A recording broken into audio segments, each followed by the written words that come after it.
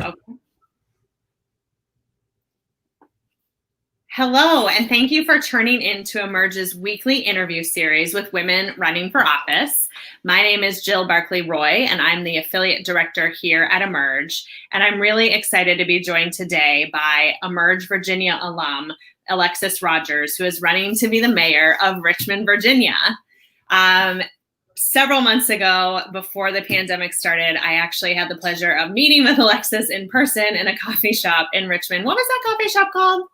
Urban Hang Suite. Yes, and it was incredible, and I loved that. And so I really wish that we were together in person today, but I am really excited to be joined by you live. And at that time, you hadn't yet announced your run for mayor, so this is just very exciting. So you are a civic leader, you're an organizer, you're a policy director, and you're a champion for progressive and proactive leadership. And for the past 8 years, Alexsis has been on the front lines advocating for economic security, for voting rights, for college affordability, and quality health care. You are currently the Virginia State Director for Care and Action, which we talked about when we were way back in that coffee shop in person, which feels like years ago now. And that's amazing work because you are the policy and advocacy home for 2 million women domestic workers. So this year in particular, Alexsis led the way in making Virginia the first Southern state to pass labor protections for domestic workers, including nannies, cleaners, and home health care workers. That's amazing. When Alexsis wins, she will be the first woman and first openly LGBT plus mayor of Richmond. She represents the future of politics in this country, and I am so happy that you've agreed to join us today. Welcome. Thanks for having me. I appreciate you. And so let's jump in. So first of all, how are you doing, and how are families in Richmond doing? Well, thank you, Jill, again, for having me and for that question. Obviously, summer of 2020 has been difficult. I guess we're turning into fall, but Richmond is recovering. We're still very much in the midst of coronavirus, and the public health emergency persists. We do have a major university, my alma mater, VCU, here in Richmond. And a lot of families are still really reeling from the economic impact of coronavirus in our communities, trying to maintain their businesses and their families, stay in their homes. As challenging as it can be to be running for office under these circumstances, I feel very blessed and honored to be able to campaign and listen to voters during this time, hear what's on their minds, and try to build a policy agenda in a future that is equitable for Richmond. I'm very fortunate. My family and loved ones are all well. I've been spending, as many hours as I can listening to Richmond voters about what's on their minds so that we can build a bright future for everyone. That's amazing. And like all of our candidates within the Emerge Network, obviously you've had to pivot how you do that. So how are you interacting with voters right now? Yeah, so, we are doing everything that we can to meet voters where they are. We have had, fortunately, a very robust volunteer organizing team since day one when I announced. Because of their efforts, we were able to collect 2,500 petition signatures to get me on the ballot in a matter of 5 to 6 days. That kind of energy that has really helped us connect with voters one-on-one during these really challenging times. So we are making phone calls directly to voters. We're hosting socially distanced meet and greets, certainly a lot of Zooms. I've hosted town halls on, various topics related to my policy platform. So transportation, the environment, housing, certainly police reform. So, I think people are obviously very interested in this race because of the impact that it'll have here locally, but also the national significance of 2020. So people are tuning in, and even though it's strange and people are going through all kinds of hoops and hurdles to meet their candidates and to learn about who the candidates are and what they stand for, people are paying attention. And I think that's really important. That's why we're going all out to make sure that we're connecting with people wherever we can. That's amazing. So as you're connecting with folks, what are some of the biggest problems facing your community there in Richmond? And what's your approach going to be to solving those issues once you're elected mayor? Great question. Thank you for that. In addition to the public health emergency that we've certainly been seeing here in Richmond, We've also been a hotspot for police violence, and similar to Portland, Richmond was kind of number 2 in response to, or I should say, when it comes to police violence in response to our peaceful protests. And that's what really pushed me to get into the race. So at the end of May, early June, we had hundreds, if not thousands, of Richmonders marching in defense of Black lives. They were tear gassed for still reasons unknown. It was a chaotic situation, and it was before curfew, and hundreds of people left that event in handcuffs, or rather zip ties, and were taken to the jail here in Richmond for violating curfew. And for me, we are certainly in the middle of a civil rights crisis where there are lots of folks making their voices heard, calling for meaningful police reforms, calling for actions that will protect and defend Black lives, and for the police response to be that aggressive, for our mayor to not wholly commit to transforming the Richmond Police Department, to making sure that we are keeping everyone safe, both our law enforcement officers and the community, was just simply unacceptable for me. So when I'm mayor, I'm definitely going to push for public oversight of our police department, because it's so important both for our community and the police to have a level of accountability, right? At the end of the day, we need to make sure that the community can trust our law enforcement officers to keep us safe. There have been for years calls for a better response for issues of mental health crisis. Instead of sending police officers who may not be trained or equipped to respond to an individual who is experiencing a mental health crisis, let's send a trained professional who can help de-escalate that situation with non-lethal efforts. Just to paint a picture of like what that looks like, because I know a lot of folks sometimes hear efforts for police reform in a policy matter and might not realize like what that actually looks like. I was at a rally earlier this summer that was organized by some youth here in our city. And there was a young man there who at a certain point clearly was acting out, maybe having a mental health crisis of his own. He started taking rally signs from people in the crowd, and we weren't really quite sure what was going on. Not too far off, there were police officers lined on the street that were there just to provide security for the rally. And we weren't sure what to do in that situation and how much the situation would escalate, whether that young man would be a danger to himself or others. But instead of having the police come over and respond to that situation, there was actually a social worker nearby who walked over to that young man, calmed him down, right, de-escalated the situation, and everyone left safely from the rally.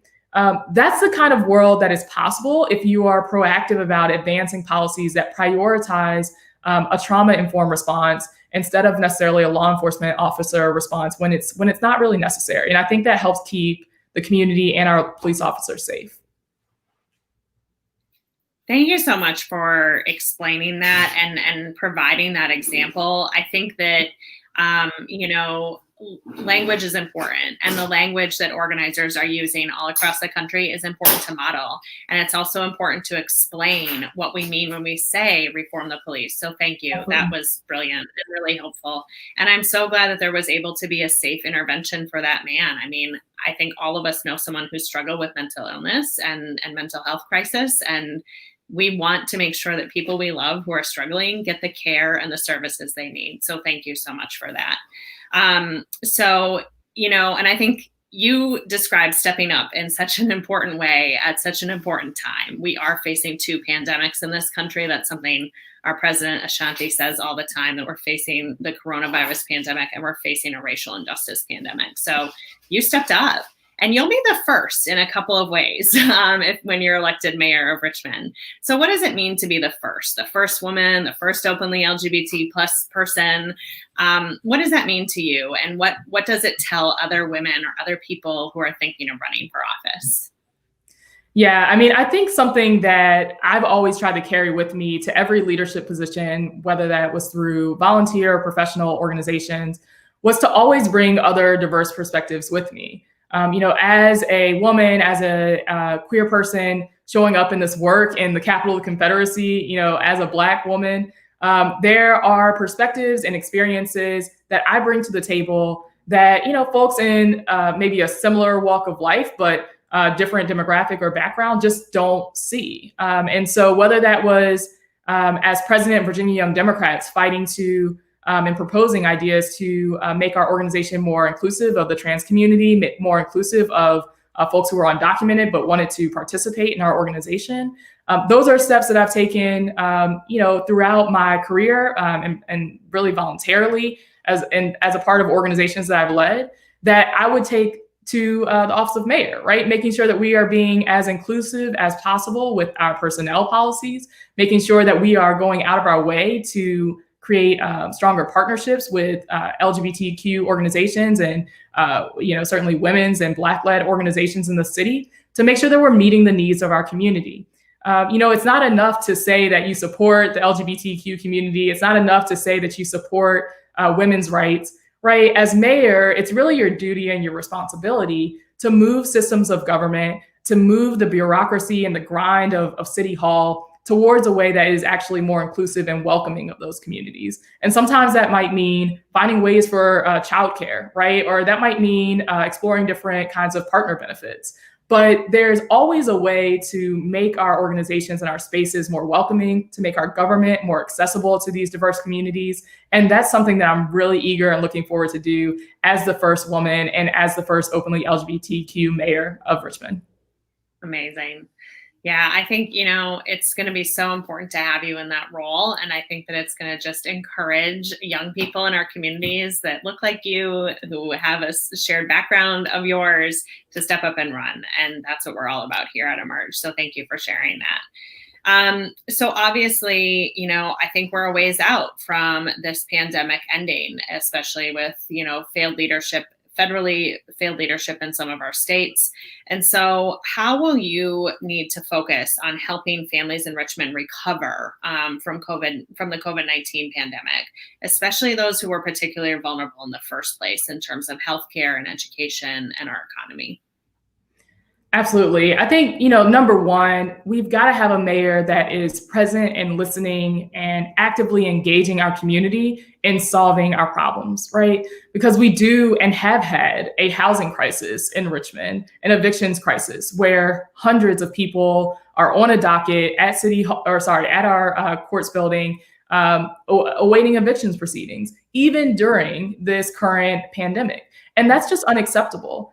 And I think something that I've been really frustrated by, as a candidate and frankly, as just a community member, is that we currently have a mayor who has been so focused on, removing racist symbolic structures, Confederate monuments from our streets, that literally as we're taking those structures down, there are hundreds of people on a docket about to get evicted from their homes during a pandemic, literally at the same moment.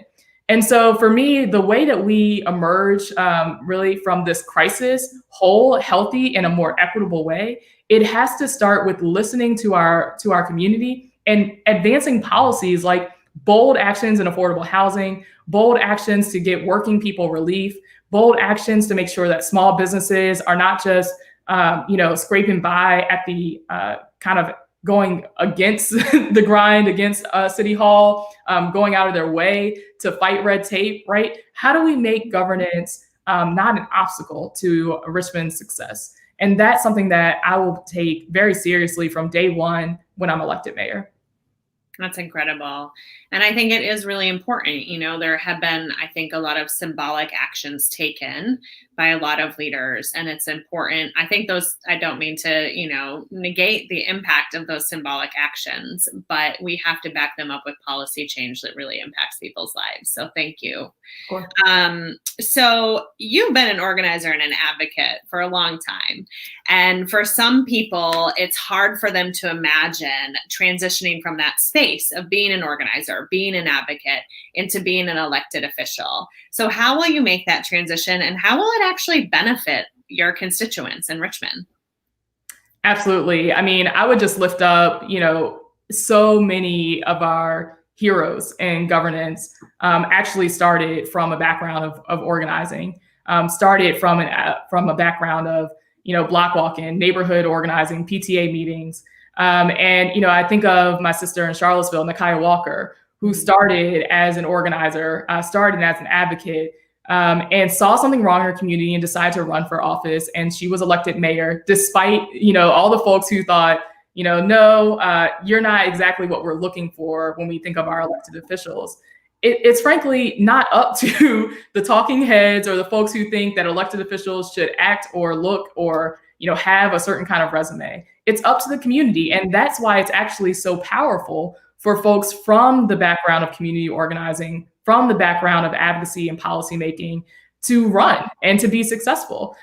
Because, we're the ones who have been, on behalf of other elected officials, building those coalitions, on behalf of other organizations, coming up with the agenda, coming up with the outreach plan, coming up with ways that we can engage our community in these really important decisions. And so, when we transition to being a candidate, it's just, instead of on behalf of the, lieutenant governor, on behalf of the senator, on behalf of me, on behalf of the record that we've done, that we've built together, on behalf of the ideas that we've been fighting for years, let's get this done for our community.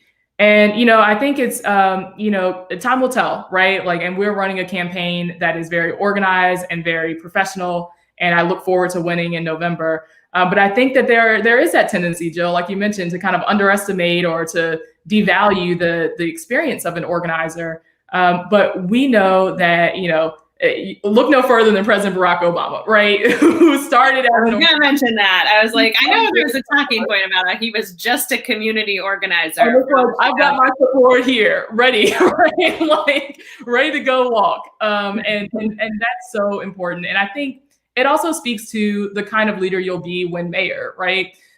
So I'm not going to stop doing that block walking. Public health emergency, let that play out. But if I can socially distance canvas, if I can socially distance host a town hall, you're not going to stop seeing me once I'm elected. I'm still going to be a part of the community. I'm still going to be at the marches. I'm still going to be at the rallies, at the town halls, neighborhood association meetings, because that's who I am as an organizer. And that's the kind of leader Richmond deserves. And I think that, everything you're saying to me speaks to the kind of authenticity we are trying to encourage. So often, I think in the past, when women were encouraged to run for office, we talked about how to make them fit. And now I think what we're really talking about is how to make the office fit. Because we need, so many people are disenfranchised by politics because they don't feel like the people in the elected body look like them or sound like them or are even in touch with them, right? And it's just these symbolic actions of coming to a march when really, what it's like to be behind a megaphone, and that's not going to stop. So I'm excited. I'm excited to see what meetings look like under your leadership. I'm excited to see turnout for some of those meetings when you're talking about important issues. I think that's going to be incredible. So, at Emerge, we're building a network. We're trying to encourage women, support women running for office. And I know that you are an alumna of our Emerge Virginia program. You're currently our board chair of Emerge Virginia. You've been involved with the organization for a long time, which is exactly what we want. So why did you choose to join Emerge, and what has your experience been, and how has this network helped you? Well, honestly, like so many Emerge women I know, I got involved because I was asked, and not just once, but multiple times. And Julie Copeland, the executive director at the time, as she was launching our inaugural class in 2014 for Virginia, she asked me multiple times to apply. She encouraged me multiple times to consider running for office. And I just thought she was crazy, to be honest. And I've told her this multiple times. I was like, I think at the time I was 21. I was like, I don't know if I'll ever run for office. I don't know what this is all about. But sure, let me fill out the paperwork and we'll see what happens. And you know what? I just learned so much from being a part of that program. The network is incredible. And I know that's something that I've continued to share with folks as they consider taking the Emerge Virginia or, Emerge programming in general. The sisters that I was in class with for 7 and 8 months, right? We are still friends and colleagues to this day. And so a few of us are on the ballot together this year in various parts of Virginia. Sheila Olum's running for mayor in Herndon. We have folks who are running for every level of government at this point in Virginia. And it's just so exciting to see that network continue to grow and to stay, in sisterhood and supportive of each other. And honestly, when I think about why that's so important, it's because, exactly, Jill, the reason, the comments that you were mentioning earlier about people not necessarily seeing themselves in our governance and our politics, people not understanding how their resume or their background could translate to being a good governor or a good mayor or a good, city council person. And so through Emerge, you can really, it really is our task at hand to draw that out from folks, to see the leadership, to see the potential, even if that person didn't think of their power as a political strength or as a leadership strength. But there's something in folks that sometimes, another woman or another person can identify and call that out and really push someone to think, beyond what they may have dreamed up for themselves. And honestly, sometimes that's good. If you weren't always thinking, one day I want to be president, maybe there's a humility that we need more so in our politics. Not to say that ambition or a desire to run is bad, but it doesn't necessarily take someone having always dreamed of being in politics to be a good public servant. And I think that's what Emerge really draws out from folks. I could not agree more. I'm so thankful. I'm an alumna of the Emerge main class of 2009. And so I know how important and powerful this network is. And so in Virginia, at Emerge Virginia, we have a brand new executive director who's also an alum, who's also run for office, Veena Gupta-Loaf. And you all just recently wrapped up a boot camp for candidates who are actively running right now. And that's incredible, including how incredible it is that she was hired, the pandemic started, and she figured out how to pivot and train in the middle of a pandemic, all virtually. It's just been incredible to see the momentum there. So if someone wanted to get involved at Emerge Virginia or anywhere else, what would be their first step? Yeah, get in touch with us. emergeva.org is our website. Would love, for more folks to be reaching out to Veena about getting involved, taking a class, supporting our work. It's so important that we continue to diversify and build our network of supporters and our, program participants. We've been really proud for the last few years to be really intentional about diversity, both geographically, certainly ethnically, racially, different experiences, sexual orientations, right? To make sure that we are building a sisterhood that is reflective of the Commonwealth. And that can only be strengthened, right? And we can improve and grow so much. So please do reach out to Veena. She's always very eager to hear from folks, get feedback on our work here in Virginia. And again, that website is emergeva.org. Amazing. And I'll just add, if you don't live in Virginia, but you're in one of our other states, please come to emergeamerica.org. We actually are doing some trainings right now for getting out the vote for candidates, and we'll be doing a ton of virtual trainings next year. And Alexsis, you've really led the way here, because when we say we want a reflective democracy, we need to be able to point to women like you who have stepped up to run and stepped up to lead. So it's crucial to us. We have to live our values of equity and justice here at Emerge every single day. And so thank you for embodying those values and living them in your life and in this exciting campaign. I'm excited to continue to watch. I know there's some debates coming up, and we're definitely going to be watching you continue to make moves there in Richmond. And we wish you all the best in your race. And thank you again for your work at Emerge Virginia. Thank you. I appreciate that. And, we are looking forward to the debates and more opportunities to engage Richmond, and certainly would love to have, the Emerge network continue to support our campaign. We've been really fortunate to have a lot of folks chip in or volunteer their time. And you can learn more at alexisrodgers.com. Great. I love it. We're dropping the websites. We're making the shout outs. It's so important to lift as we rise. So thank you for that. And so thank you also to all of our live viewers who have joined us. More of this to come. This episode of Races to Watch will be available on Emerge's YouTube channel. And you can subscribe for updates so that you never miss a races to watch. We're going to be doing some amazing highlights of exciting races from all across the country, just like Alexis's race. And we're going to be doing more interviews like this. So if you're out there and you're wondering what's going on with our alumna, if you're a supporter of our work at Emerge, or if you're a Democratic woman who's thinking about running and you're just not sure if you can do it, please sign up. Please subscribe to our YouTube channel so that you can continue to follow along and see that you can, just like Alexis did. She's grabbing her clipboard, she's lacing up her shoes, and she's getting to work. In the words of Barack Obama, our forever president at this point. And so my name is Jill Barkley Roy. I am proud to serve here as the affiliate director at Emerge, and I hope that you will tune in to join us next week. Thank you so much. Thanks, Alexis. Thank you. See ya.